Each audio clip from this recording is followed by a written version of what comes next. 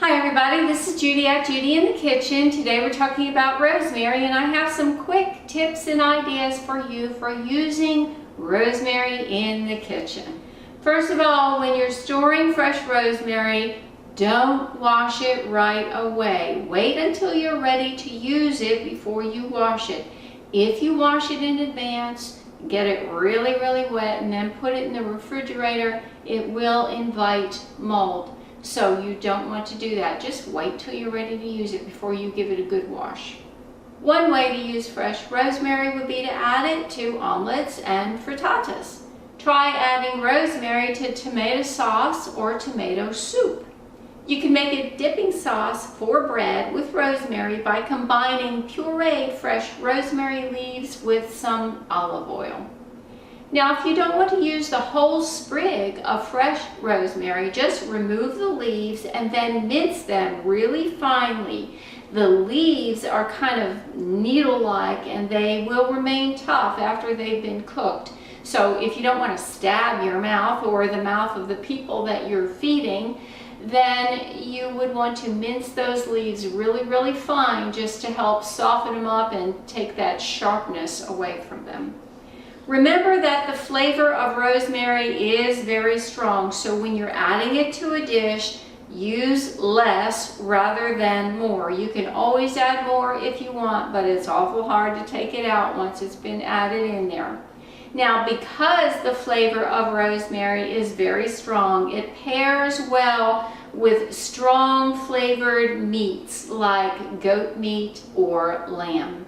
Now, if you're using the whole sprig of rosemary in a cooked dish, be sure to remove that sprig out of the dish before you serve it. You don't want to be serving that to someone that would not be very pleasant to have on their dish. So just remove it before you serve.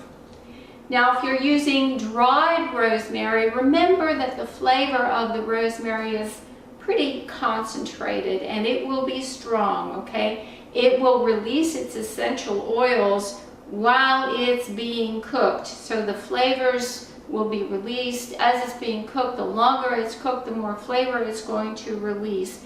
But excessive cooking of rosemary leaves will make it turn bitter. So you use it in moderation to help avoid the bitterness and an overpowering flavor from rosemary. Remember, with rosemary, less is best.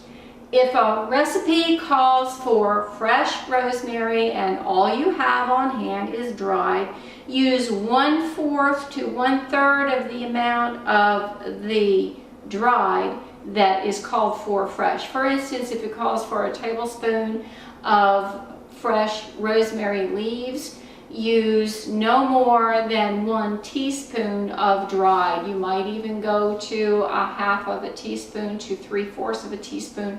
You can always add more, but it's hard to change that flavor if you've added too much.